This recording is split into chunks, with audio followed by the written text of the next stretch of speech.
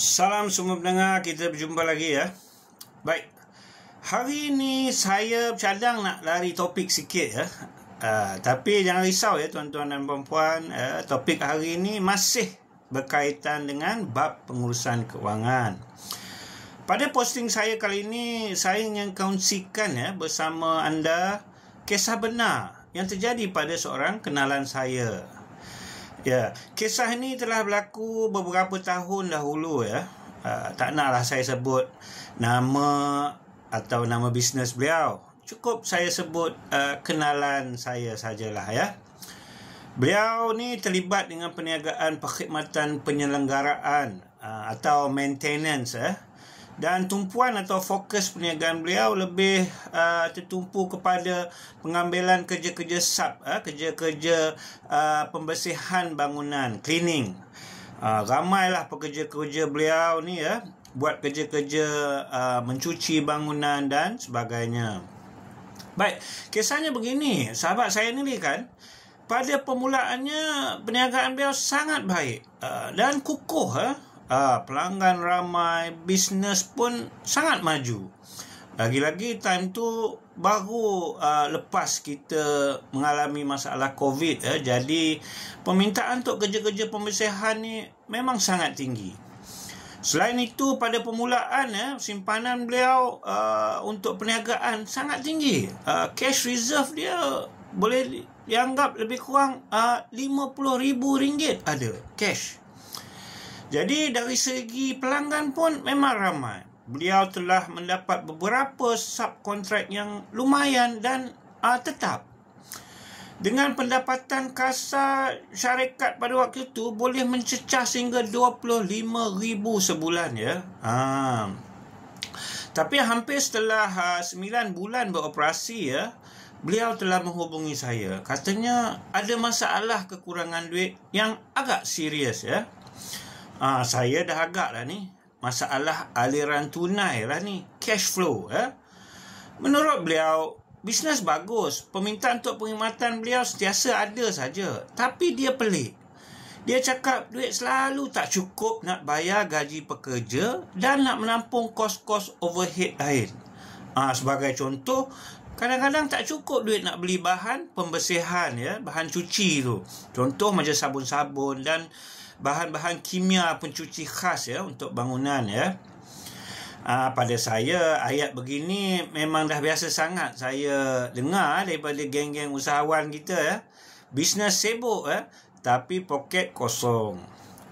Baik, setelah mendengar keluhan sahabat saya ni kan, saya pun berjumpalah dengan beliau untuk mengetahui dengan lebih mendalam ya, apa punca masalah perniagaan beliau, di mana silapnya. Dari segi perbincangan yang telah saya ada dengan beliau, saya dapat merumuskan beberapa kesilapan-kesilapan utama yang telah beliau lakukan. Nombor satu yang saya perasan, beliau tidak melakukan sebarang perancangan aliran tunai perniagaan.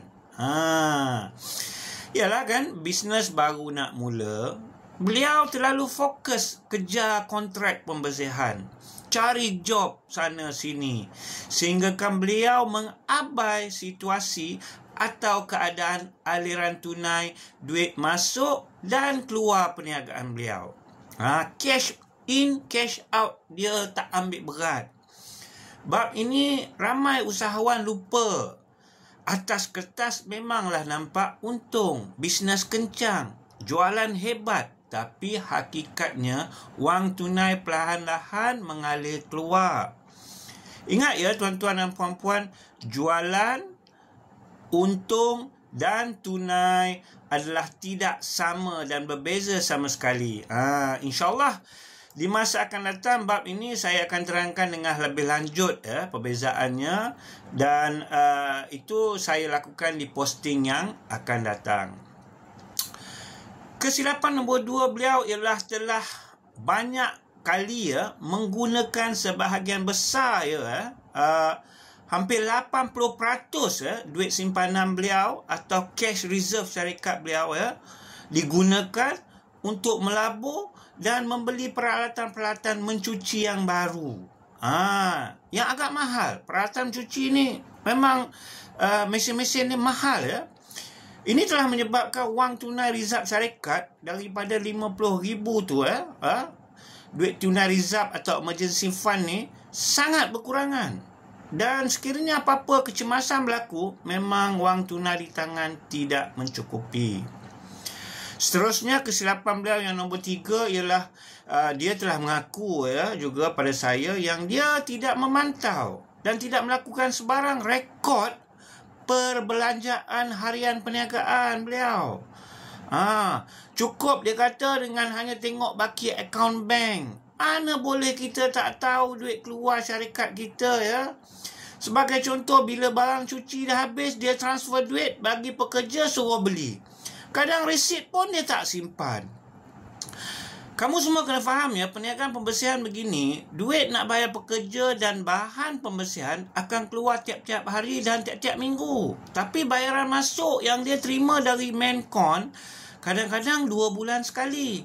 Nasib tu kurang baik, 3 bulan pun masih termenung kejar payment. Betul?